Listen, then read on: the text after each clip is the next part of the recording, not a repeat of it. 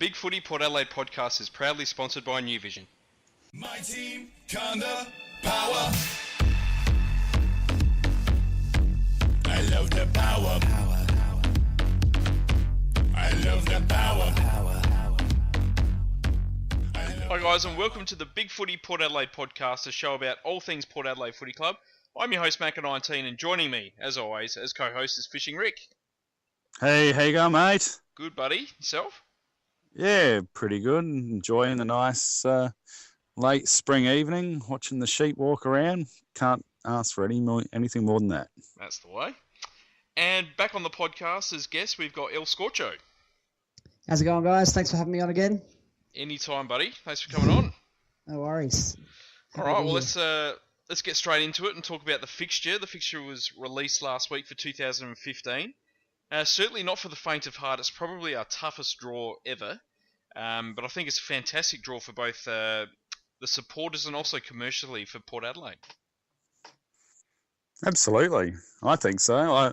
That's the first thought I had looking through the fixture. I really liked the amount of Fox 12 free-to-air prime-time games that we had, especially the free-to-air. I think it's 9 in total, isn't it, for this season coming up? Yep, that's correct.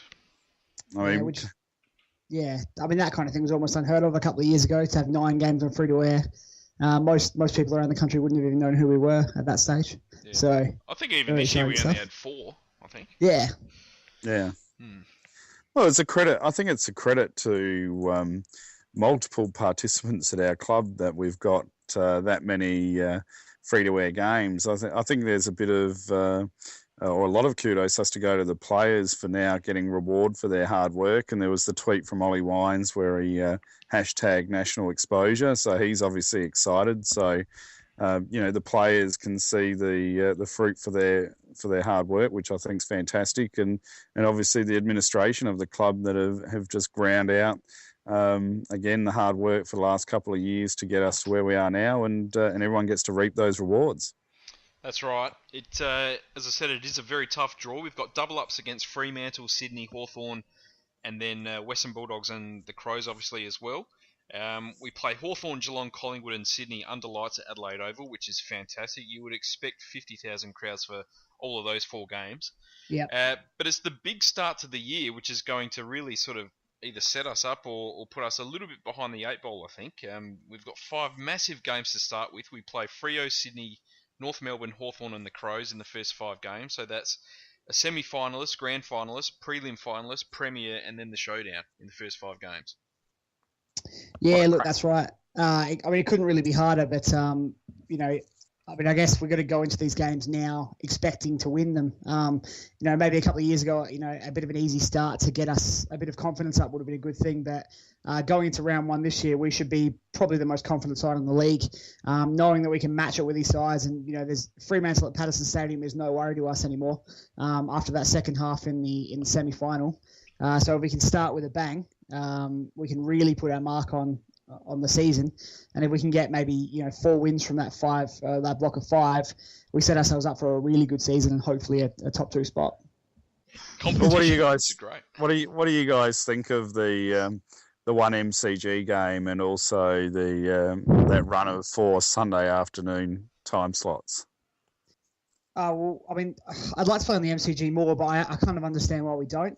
I don't think that's ever going to get better. Obviously they've shown this year that they want us on TV. They want us in, national exposure Friday and Thursday night games. We got plenty of those, but they're still not getting us on the MCG because they'd rather give it to, Carlton and Richmond or, two Victorian sides where they think they can get a bigger crowd. I don't think that's ever going to get better for us. I'm really not sure what we have to do. When we were really terrible, we were getting 1 game. Now we're one of the most exciting teams in the league. Still just 1 game on the MCG. Hopefully 2 by the end of the season. But I think we just got to kind of accept that.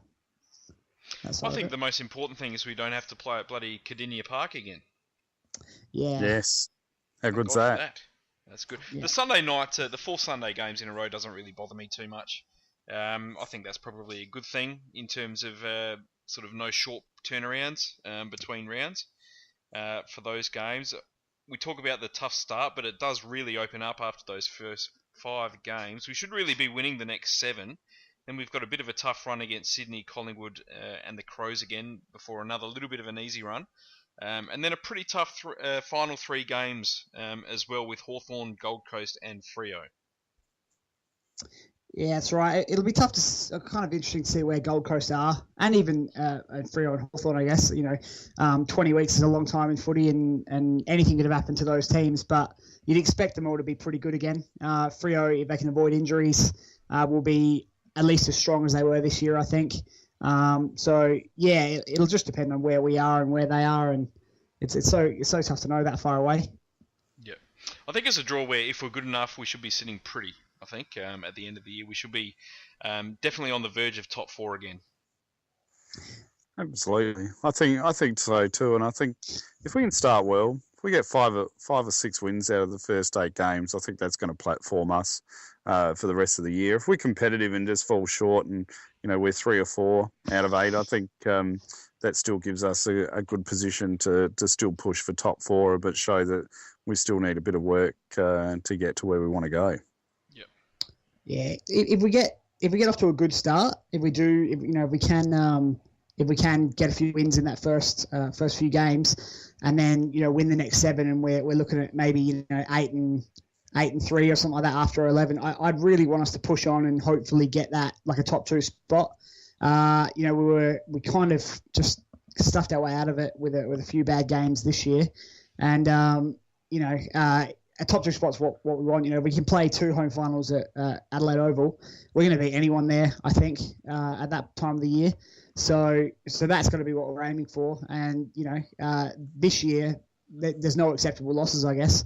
Every game should be a win. Well, look, let's go on to our player reviews for 2014. It's the last week we're doing these. The first player we're going to talk about tonight is Jay Schulz. A fantastic year. He's 29 years old. He's played 167 games. Played every game this year. 25 games for 12 disposals, 6 marks. Also kicked 66 goals and finished 6th in the best and fairest. He had his best ever goals, marks and goal assists for a season this year. What a player he was in 2014. He was huge. He was at his all flying and hard working best. I thought he kept working hard and showing the leadership material that he actually has. And for me, it was his defensive pressure more than the spectacular that I really appreciated from Jay, and putting his body on the line. And I mean, I swear he must have had some severe shoulder trouble as the year went on, but he just persevered and just stuck fat. And he was a great full forward for us once again. Yeah, there seemed to be a few times where he went down on his shoulder and you thought, oh no, that's going to be it. And then he was back out on the ground less than a quarter later. So that was always really, really good to see. And he's such a warrior in the way he deals with his body, because he just throws his body into everything and takes big hits and always keeps coming. Probably the first 2/3 of the year, probably before our slump around the time of the Collingwood and Essendon games, I think he was leading the Coleman and he was just dominating. He's probably spent the last 4 or 5 years turning bad kicks into good kicks with his marking ability on the lead. And this year we're actually delivering it to him in a reasonable way, and he really, really shone, which was really good to see. Such a warrior and a hard worker for our club. It was really good to see him probably finally get the rewards for all his hard work. Absolutely. He had some of his biggest ever games. He kicked 8 goals against the Bulldogs. He kicked 7 against Brisbane. Also kicked 6 against GWS and Freo. He only went goalless once during the year, which was against Sydney, where he kicked 3 behinds. He was just fantastic and very, very consistent all year. I guess he did probably slow down as we had that slump, as you said. But I thought his final series, even though he didn't get a lot of goals, I thought his final series was pretty good. Well, where can he go better for next year? I'd probably say in the support. I think as we started to kind of get figured out, as I felt, where teams were just putting 2 loose men behind the ball, and he's more of a mark on the lead. He can't do a lot against the high ball, against tall defenders, unless he takes a big specky. I think that's probably not his style to kind of wrestle with the line of the ball. And teams were basically sitting 2 players back and then just pressuring our ball movement.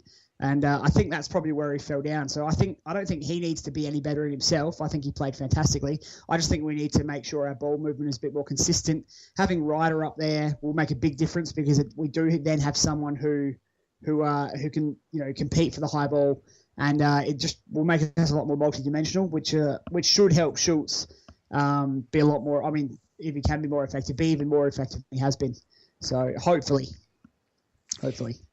I do agree with that. I think Ryder's going to really open up Schulz. I don't think he's going to score more goals maybe next year, but I think he'll get a lot more marks closer to goal and within sort of effective goal scoring range. I think he was probably screwed over a little bit this year with the fact that we didn't have that second ruckman that could give a bit of a chop out for Lobie. Therefore, we were having to constantly throw Westhoff further up the field, and especially during those that slump period where it was pretty much Schulz, the lone tall forward, up there by himself for most of those games. Yeah, look, that's right, and it wasn't working, and we were probably we were kind of able to outclass opponents a little bit to stay in games, but you could just see that. Tactically, it wasn't happening for us, and teams had gone. The teams had kind of figured out they could let us have the ball in the back half, and just wait for the ball to kick behind play with a couple of players. And it took us a while to kind of. That was probably why it was a bit wet as well, so we weren't kind of able to play our fast running game. And once it dried out a little bit into September, we picked up again, and we were probably a bit too quick for teams. But it'd be interesting to see how we handle that this year, whether we do something different or whether we just back ourselves in and go the same and hope it works this time. Yep. I think they're good observations because you could also notice there was a few times during the year where we were a bit critical that there was a lack of leading from our forwards and Jay Schulz, and that was probably part of this the symptoms of poor ball movement and lack of ball flow, quick movement into the forward line, and he sort of suffered from that. So if we can keep that up for the whole year this year, I think that's definitely going to help him. Yeah. Yep. No doubt. The next player is someone that we might see debut next year and help out Jay Schulz a bit, which is Mason Shaw, 20-year-old. Jasper Pittard, the key forward, the superstar key forward. Yeah, I'd like to see that. Mason Shaw is 20 years old, second season, played 14 games at SANFL level for 11 disposals, 6 marks, and also kicked 26 goals. He had a broken wrist to start the season and was on the long-term injury list for a little while there. But once he came back, he really started to develop pretty well, I thought.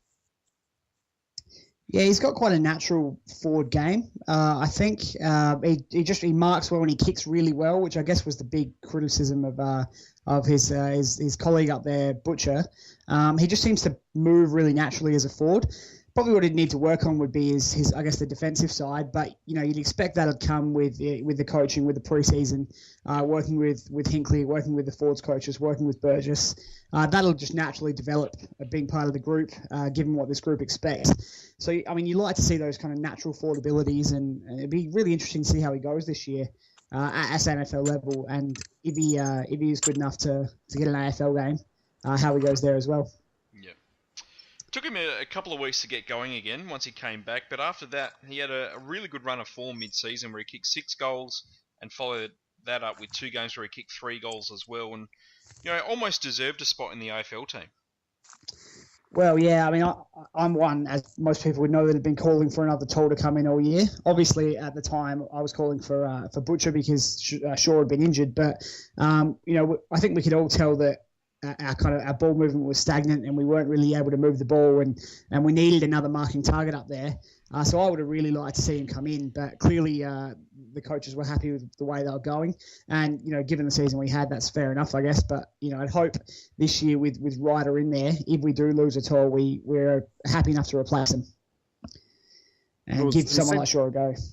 He seemed to be a bit of a victim this year where the coaching staff didn't want to expose him too early to AFL level, and they obviously thought that he wasn't completely ready.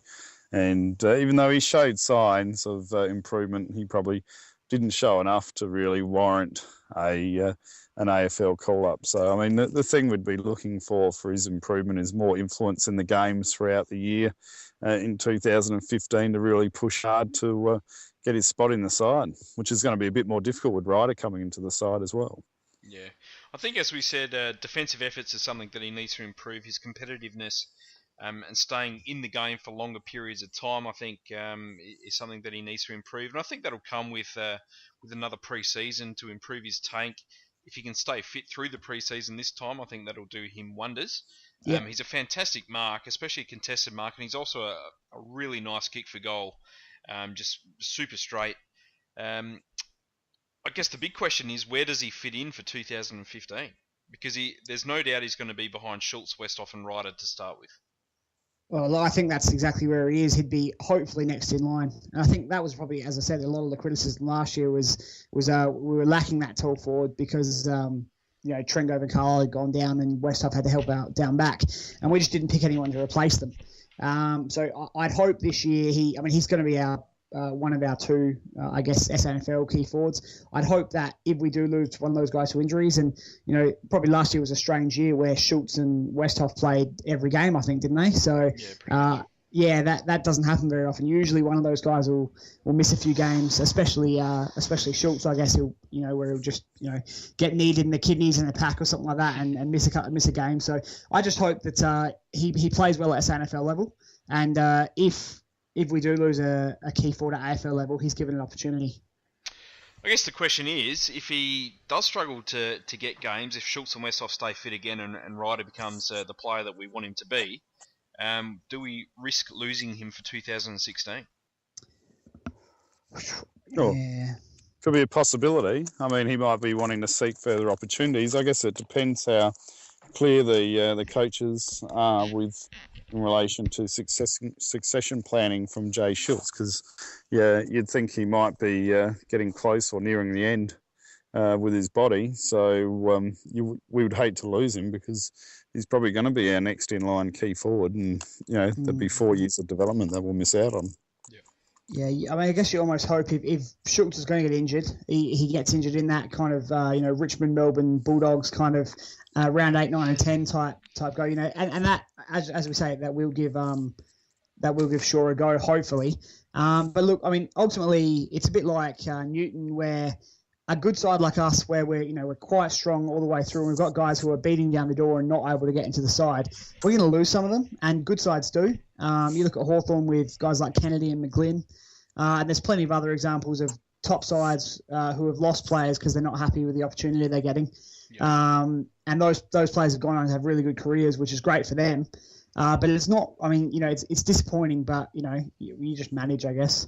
I guess we've got to push as hard as we can for the flags in the next couple of years. And if Shaw's a casualty of that, but we win the flag this year, I would, I'd probably take that as interesting as that is, I guess. Yep. No, that's a fair call. I think that's a fair call. Next player on the list is Lewis Stevenson, 25 years old, played 19 AFL games, was delisted at the end of the season after 9 games for Port Adelaide last year. Didn't play any this year, played 13 SANFL games with 17 disposals and 5 marks a game. He was another that was on the long-term injury list, this time with a toe injury. Missed a few months of footy there. But he had a really good final series, a big final series, and I guess in the end he was always going to be a little bit expendable with the progression of Pittard and the impact of Impey.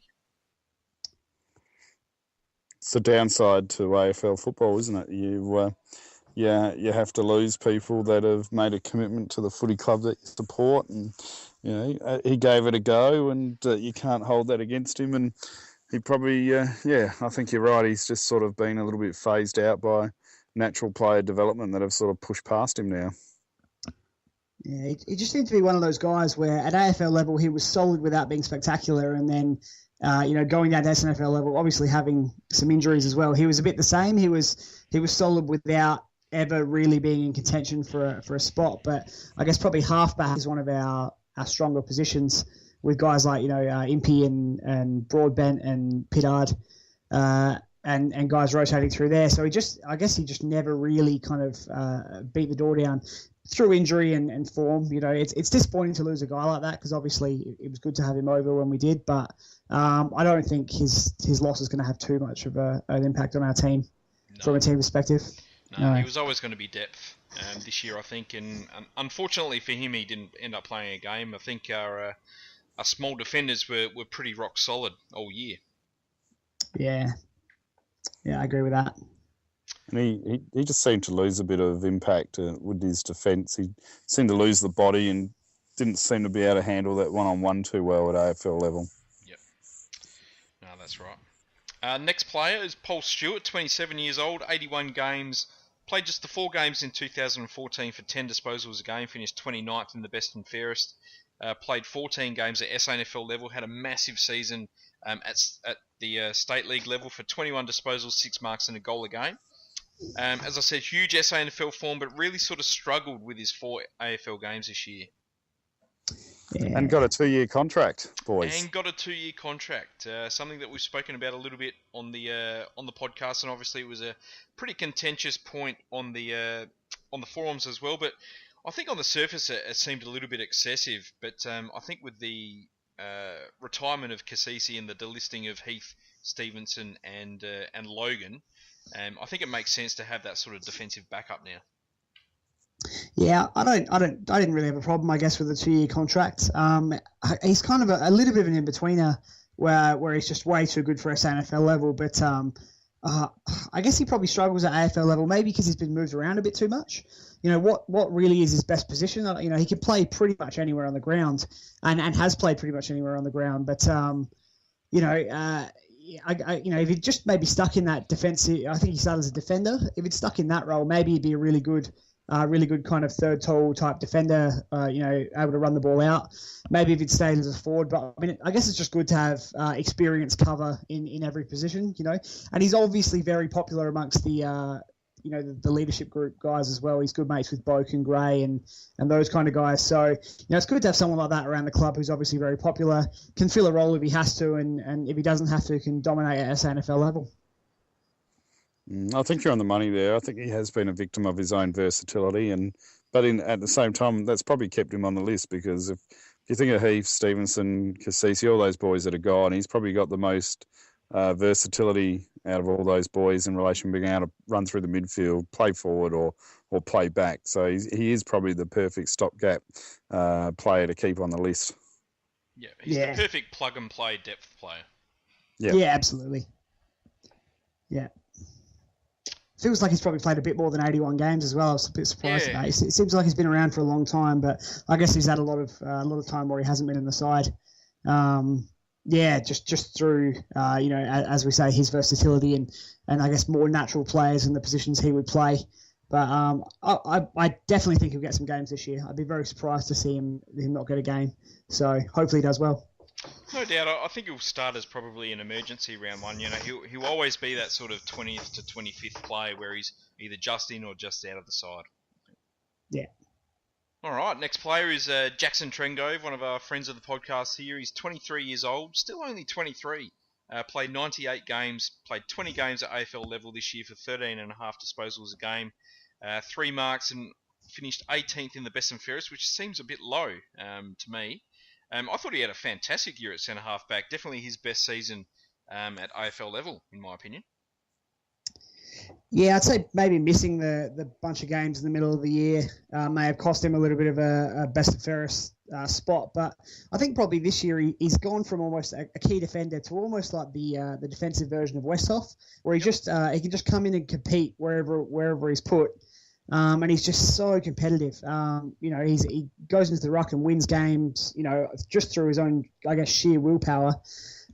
He's just really good to have all over the ground. So hopefully he can stay fit. I guess that's been the big deal with the last couple of years. If we get 25 games out of him, we'll go a long way to winning the flag. Yeah, I loved his season too. I think that's a bit rough being 18th in the best and fairest. But I'm a bit of a sucker for the guys that have got a great work ethic and a competitive spirit. And he's got that in bountiful possessions. And he, not only that, he talks well. He could quite easily be a leader or the leader of our club in the future. I love his loyalty as well. Getting in early and just committing to the club and signing on. No contract saga with him, and he definitely is involved and has embraced the Port Adelaide culture. And he reminds me of a Port Adelaide player through the 70s, 80s, and 90s with his loyalty and how he wants to be at the club. Yeah, that's right. And I think probably, as we were saying before, and as people was mentioned a lot on the forums, I think our record with him not playing over the past few years is ridiculously bad compared to our record with him playing. So it's it just shows how important he is. Whatever role he's playing, he just seems to be the kind of player who just wheels us over the line. So yeah, hopefully he can stay fit. Yeah, the last 2 years we've really struggled to win a game when he's been out of the side, which is unfortunate. I do agree with his leadership. I think he's got definite captaincy material in him.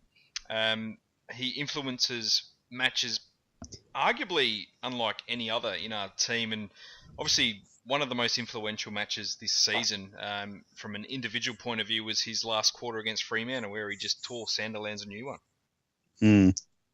Yeah, he's got like a basketball type leap, doesn't he? Just for him to kind of dominate like that, and it's not the first time he's come in a last quarter and just dominated a good ruckman. Yep. Yeah, it's really good to see, and ruckman must be a bit afraid of him. Just they're probably tired by the end of the game, and they've got this guy just running and jumping on their heads. It's almost Nat Nui like how he can dominate the ruck at that level of the game. So just super important to the way we play. It'd be nice to have another one of him, to be honest, but just hopefully we can keep this one. We've got one now. We pretty much do, yeah. Oh, yeah, that's right. Because he posted a pic not long ago about Paddy Ryder jumping on top of his head, and he was like, thank God, I won't have to put up with this anymore. He'd probably go with the argument he's a poor man, Paddy Ryder, when it comes to the leap category. So he'll be quite happy with that. But I think the word I was looking for before was he bleeds for the jumper. I think we're very lucky. We've got a lot of players now that want to bleed for that jumper. Yep. Yeah. He is Port Adelaide through and through. He is. Next player on the list, Justin Westhoff, 28 years old, has played 159 games. He was another that played every game this year, 25 games, averaged 18 disposals, 7 marks, and just over a goal a game, finished 4th in the best and fairest. He pretty much played as a bit of a quasi-wingman all year. I thought this was his best season at AFL level. Certainly his most consistent. Yeah, I agree. Just can't really be matched up on when he does play that wingman role, and hopefully with our players, fingers crossed, staying fit and Ryder, and he'll be able to play that role basically full time. And it's just a nightmare for opposition coaches to try and deal with that kind of player, because he's I think one of the best runners at our club, one of the best overhead marks in the league. And just a very, very clever player who can read the play really well. If we can keep him in that wingman, free roaming role, he'll just be a devastating player and will challenge for All Australian, I think. Here's one for you. Do you think he could get to 250 games for the club? Where is he at the moment? What did we say? 159, so he'd have to play for at least another 4 years. And hope that we make finals and he plays every game. Yeah, I mean, he doesn't. I don't think he has a lot of injury issues. He doesn't really. I mean, he's a good runner, but he doesn't really rely on pace or anything like that. There's no reason why, as he gets a bit older, we couldn't just maybe park him down as a key forward. His versatility might mean that he can get a few more seasons out of himself. So I'd like to think so. Yeah. He's only missed one game in the last 3 years, so I think he's certainly at his physical peak at the moment. Yeah. He's taken a while to come on, hasn't he? But now that he's come on, he's definitely showing why Mark Williams in the beginning persisted with him. And I agree with you, Macca. I thought this year was his best year as well, and he was a lot more consistent throughout the year with the games. And I was a big knocker of his effort, but since Ken Hinkley's come into the leadership role, he doesn't seem to have those woeful second efforts now. He's always busting his gut, and I love the fact that he could just run up high onto the wings, and he's almost unmatchable when he's playing that swingman position. Absolutely, yeah. I think the only thing that I was critical of him this year was his goal kicking at pressure points of games, which really let him down, especially through our slump patch. I thought he missed a couple of really crucial goals at critical points of games, which did cost us a little bit. But in terms of his effort, I think no one can really question the fact that he puts in 100% every game. Yeah, I tend to agree with that, and I think it's been probably a few years now where he's just struggled with those clutch goals. Obviously, everyone remembers the Gold Coast for their first win, but there's been a few other examples where we've just really needed a goal, and he's had a set shot from 35 metres out in a slight angle and missed it. If he can, whatever he needs to do to start kicking them, if he can kick them, it'll just make him so much more damaging. So. Yeah, look, I think he'll be at least as good this year as last, especially with hopefully a little bit more freedom in his role. And it should be a really big year for him. How many goals did he kick this year? 29. He should be able to he should get close to 40 with Ryder and support, you'd imagine. You would hope so, yeah. Or depending on his role, we might see Ryder play closer to goal and Westhoff have that ability to roam the field now without sort of robbing Peter to pay Holt up forward. I just have this dream of just having Lobie sort of just sit defensive side of centre and just have your centre ruckman, your defensive ruckman, and your forward ruckman, and you sort of got Ryder now that should be able to ruck in that forward half, and you could have Lobie rucking in the defensive half, which allows Westy to play that role. Perfectly. You'd hope that we're not seeing Westhoff in ruck at all in 2015. No, you would hope not. You would hope, yeah, that's right. Yep. Next player, Matty White, first year at Port Adelaide, 27 years old, played 127 games, played 22 AFL games this year for 13 disposals, a goal, and 4 inside 50s a game, finished 16th in the best and fairest. I thought he pretty much fit into the group like a glove this year. He just fit in from the first round, was made sub in round 2. Obviously, he came over to get away from being the sub, but he kicked a couple of goals and wasn't seen as the sub again for the rest of the year. His influence in games was more than what those stats say to me. He was definitely a more influential player than a 13 disposal a game player. And I was a bit circumspect on the recruiting of him in the beginning, but he won me over. I loved his explosive pace, and I tell you what, for a guy that can run full bore, he's got a good goal sense and ability to still kick a goal at full sprint, which isn't easy. Yeah, I tend to agree on the recruiting. I think we obviously went after him, and it was a bit of. I think most Port supporters thought it was a bit odd that just a bit of a nothing player to go after, but we deliberately targeted him, and he slotted in so well.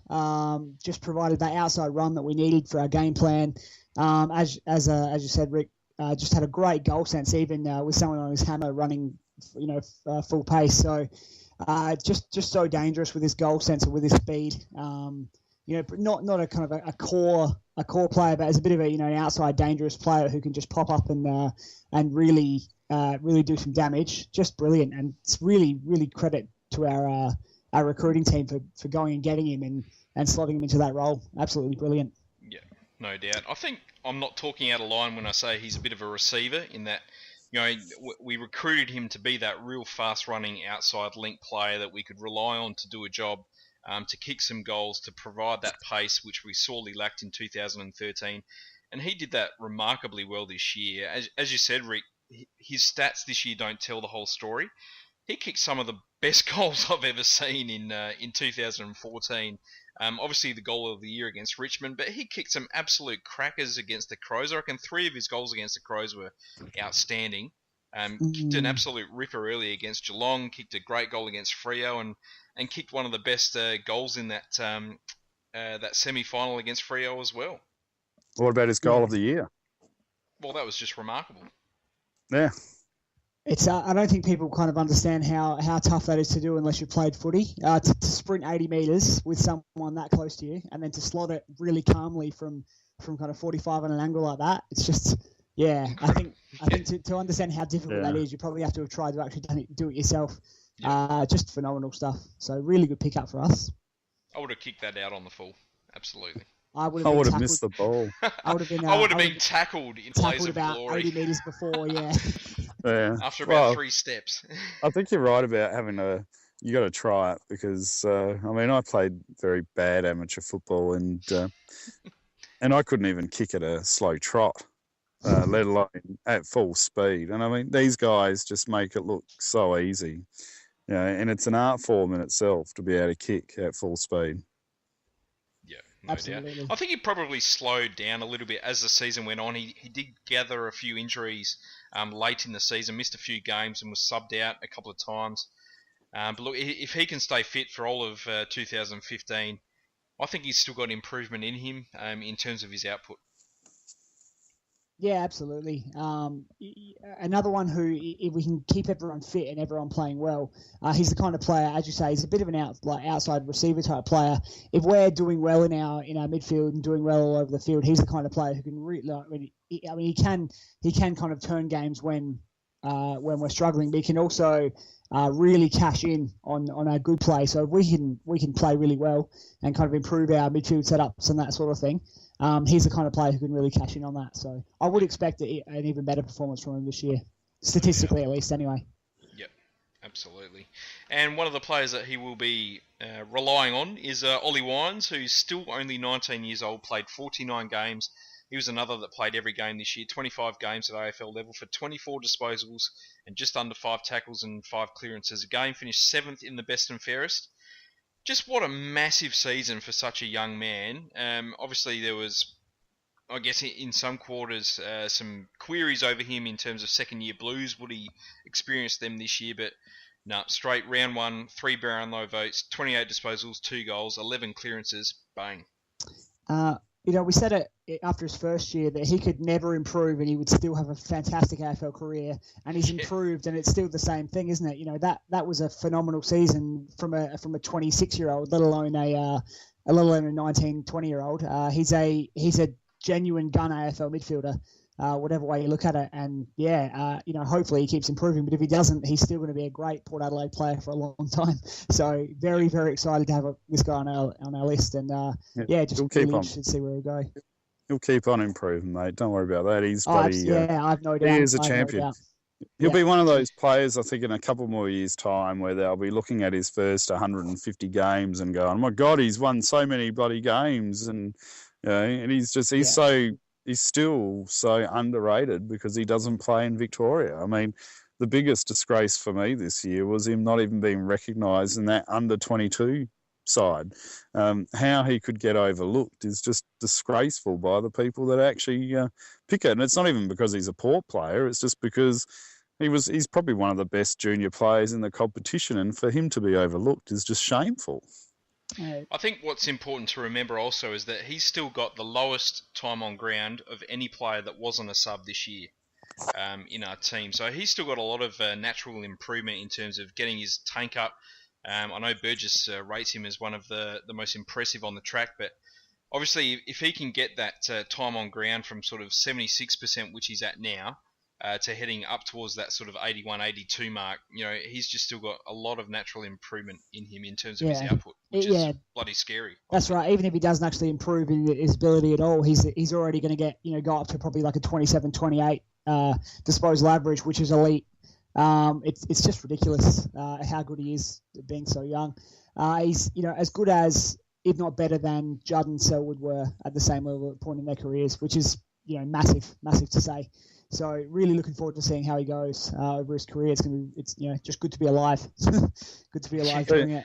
So do you think it's just player management that's reducing his time at the moment? You don't think it maybe is a little bit of lack of leg speed or anything like that? It's just truly player welfare? I think it was even less. I think it was even less the year before. I think he was only about 70% game time, and again the year before he was comfortably the lowest average for a player who hadn't been the sub or not counting sub games. So clearly we're just guiding him through. At 70% of the game time from Ollie Wines is better than 100% of most players in the league. So Is that you, Mark Williams? Hello, Choco. Is that you? Well, yeah, it's proofs in the pudding this year. It's just brilliant football from him, and he's only going to play more game time and become more clever and get faster and bigger and stronger. If that's even believable. So, yeah, amazing stuff. I think also what's fantastic about Ollie is just like someone else that we're about to talk about. Is that he really lives in the moment in those big games. I mean, last year his best couple of games were against fantastic opposition. Talking about showdowns and the elimination final against Collingwood, he was fantastic. And the same story this year. His first two finals against Richmond and Fremantle were just incredible. For a 19-year-old to be best on ground in a pressure final, an away final against Fremantle, that's pretty special. Absolutely. Big body midfielders.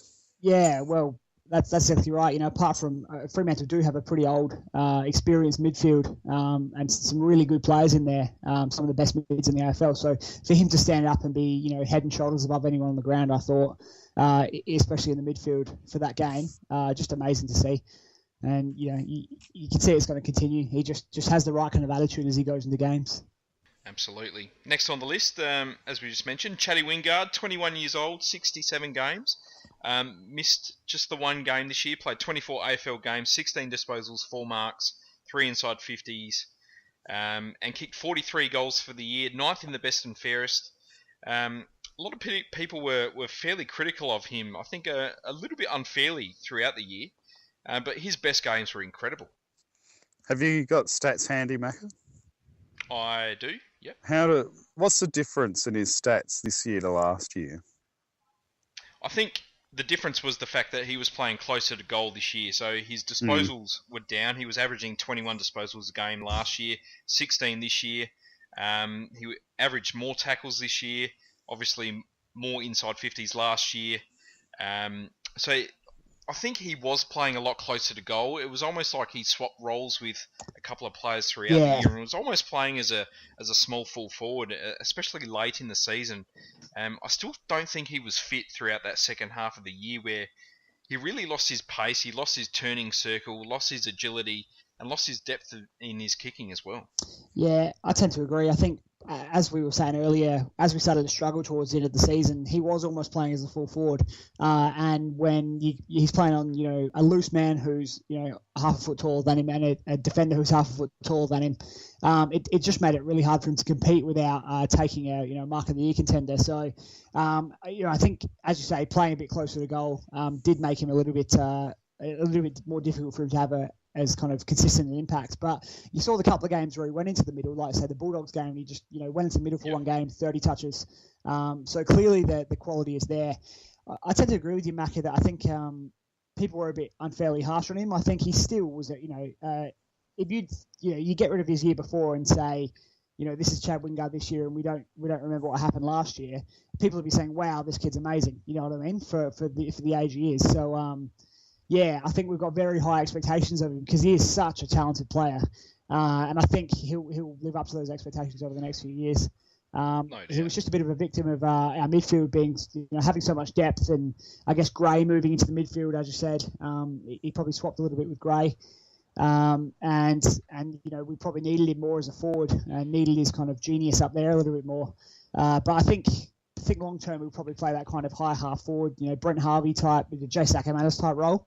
And yeah, hopefully he settles into that because I think he's that kind of player, that Ackermanis kind of player. Yeah, I mean, some people were calling for him to be dropped, sort of late in the season, which was just ridiculous. I had one person on a different forum say that he had a shit year, which I just found absolutely baffling. I mean, he matched his goals from last year. He kicked 43 goals both years. He actually had 8 more goal assists this year, so he contributed to more goals this year than he did last year, which I thought was fantastic. And as I said a little bit earlier, his best games were incredible, and they were also in huge games again, against Adelaide, against Geelong, against Freo, and against Hawthorn. He was high in our best players, and he had a massive final series again. He was really, really good against Richmond, and one of the match winners against Freo in the semi-final as well. And his last quarter against Hawthorn in the prelim, where he only had 3 touches to half-time or something like that. He almost single-handedly won us that game in the last quarter. But is that the problem? Is that the problem where people had such an expectation on Wingard for this year after his previous season that there was quite a few games where he'd go a half where, especially first halves, where he was only getting a couple of possessions, and so that's leaving a bit of an imprint in people's expectations. And I saw a couple of comments. There was some crap going on. Pick your best 22, and it was like, who would you take, Wingard or Bruce? And a few comments about Wingard disappearing quite often for a fair chunk of the games, and I never actually noticed that before. So I'm with you, Macca, on the possible injury front, and I also think it's a bit of a luxury that we can sort of keep him out of the midfield, because he's not a massive body, so it's giving him more time for his body to mature and develop, to be able to have more midfield time without being overexposed and getting brutalised, which can happen. So I think that's only an advantage for us. And like you pointed out, he shows when he goes in there, he can do it. So I'm expecting big things for Chad in 2015. I also think it's important to remember that I think our two main recruits this year in Matty White and Jared Pollock pretty much stole all his midfield minutes. Because I don't think Pollock can play as a small forward. Wingard's obviously very, very good as a small forward, and Matty White sort of switched between that sort of half forward flank, wing, half back sort of role that Wingard was last year. Yeah, well, I think as Rick said, with the being brutalised, I think teams do definitely target him. I mean, we talk about the glass hit, but he just seems to get hit a lot. He just seems to be one of those players where guys almost think, if I take this guy out, then that takes away one of their match winners, and they're dead right. That's it's not a clean way of playing. But if you're thinking I want to win this game, taking out Chad Wingard is a way of doing it. I think maybe what we could do when he is struggling a bit is just chuck him in the midfield for a few.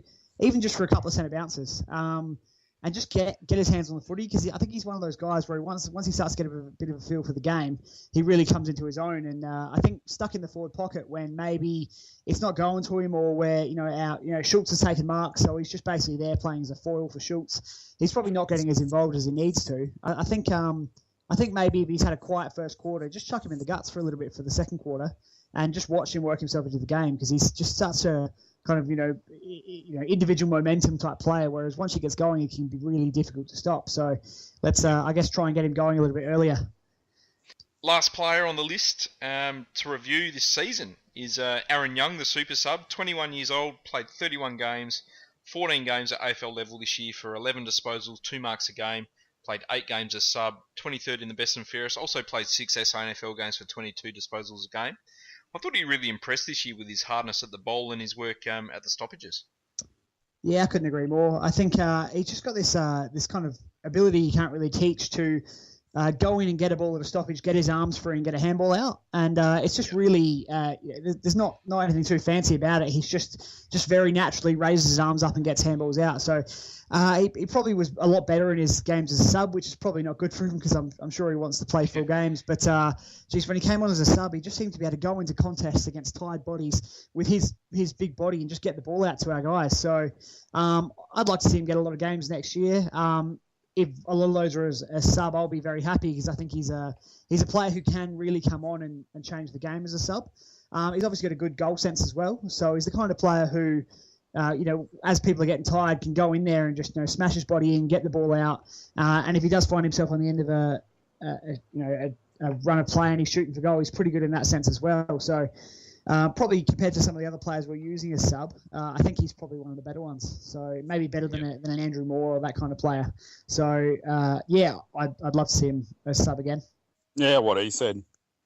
Just want more. I just want more from it, Aaron Young. More Young. Yeah, I want more Young. I want to see him really just take a spot in the side and just dominate performances where you're not left with a question mark whether he really is going to make it or not. And he's at the age now where, same as Benny Newton, where they should really be stamping their authority on the team. Obviously, players develop at different speeds, but like you said, Macca, he shows enough to give us the idea, a bit like Andrew Moore, that they've got the ability, but we need to see more of it. And that's what I'm hoping for from Young, because otherwise I might be worried that his Port Adelaide future anyway could be limited if we don't see a big step up in performance. Yeah. I think he's not far off. I think he's another one, as you said, like Andrew Moore, where it's just that extra 10%. If he can just improve that 10%, he'll be a very, very good player. And I think he's a step above SANFL level. His SANFL games were outstanding this year. He's often, either best on or close to best on ground at that level. He just needs to find himself at AFL level when he's not sub. So when he does get that opportunity in full games where he just needs to do that little bit extra. Yeah, I think maybe it's a reading of the play thing. I'm not sure, but it's a bit like this is a bad example, but it's just a bit of a Matt Thomas thing where he just doesn't seem to find himself in the right spot a lot of the time when he plays full games. And whether that's a reading of the play thing or just, I don't think it's a fitness thing. It just seems to be the kind of thing where he just, he just doesn't stay involved, which doesn't seem to happen for him at when he does come on as a sub for whatever reason. So, obviously he's still pretty young and he's still got a lot of improvement in him. So you'd hope. I definitely don't think he's any danger of being delisted anytime soon. Maybe if he really wanted to be traded, he could be. But he's the kind of guy I'd really like to keep around, just as a. I guess just as that sub role, he can come in and do a good job. He can play a half forward role. He can win his own ball, So he's not a complete player, but he's definitely got enough kind of strings to his bow that he can be a really valuable player for us. So I just hope he continues to improve. That's all the players. That's all the players. When's the draft? Done. What a season. The season we had to have. The season we had to have. That's just about the most enjoyable year of footy I've ever seen for Port Adelaide, I reckon. Yeah, I tend to agree with that. Even though we didn't get the total glory in the end, just so many memories that I'll hold close to my heart for a long time. Yeah, just going every week and knowing that we're going to play exciting footy and we can beat anyone in our day, and it's just going to be a really good experience at the Oval. I think the Oval was a big part of it. It was a fantastic place to go watch the footy all year. So you just hope we can kick on, all the signs are there that we will, but you never know until it happens. So you just keep your fingers crossed that we can kick on and go a couple of steps further next year. Yep. Good call. All right, boys. Well, thanks for coming on again, mate. No worries. Thank you very much for having me. Looking forward to the next one. So absolute pleasure. Always happy to be on. How many more we got, Macca? Oh, look, we'll keep on going, I think, for a little while yet. Oh. We obviously got the draft coming up. We'll do a draft preview, a draft review. And I think Andre threw us under the bus on the forum and said we should do a bit of a preview of every opposition team as well. So it looks like we'll be pretty busy, mate. Yeah, I've cancelled Christmas. I've told the wife. I said to the wife, mate, you go with the family to the holiday home. I've got to stay home and review footage for Andre. So I'll have a bit of quiet time. And I've got to go to the Gold Coast next week. So I'll take the tapes up there and the editing machine, and I'll have a bit of a look as well. While I'm up there. Maybe Andre could do a podcast review podcast where he can discuss how he thinks you guys are going and what you should be talking about. I'd actually be happy to be a part of that one as well. If he does want a bit of help setting that up, I'd be happy to help him with that one. No, Macca and I don't respond well to criticism. So it's like our own board media watch. That's it. Especially as we're moderators, mate. Get the Van Hammer going. Oh, it'll be very positive reviews, or thinly veiled positive reviews. That's it. And thanks for, all right, boys. Thanks to Peter, who made that lovely comment on my blog this week, complimenting our podcast and my views and reading the blog. So the check's in the mail, Peter. I'll get that out to you shortly. Is that Peter Pittard by any chance? Is it? I won't even try pronouncing his last name. It was Mysterious or something like that. Very good. But he had legs, and he's not in jail. That's very random comment, but there you go. All right. Until next time, boys. Go the power. Go the power. Go the power. Later. The heat's on in the kitchen. Oh, look at this. Play it simple. Good attack from Galapati Carlisle. He left his man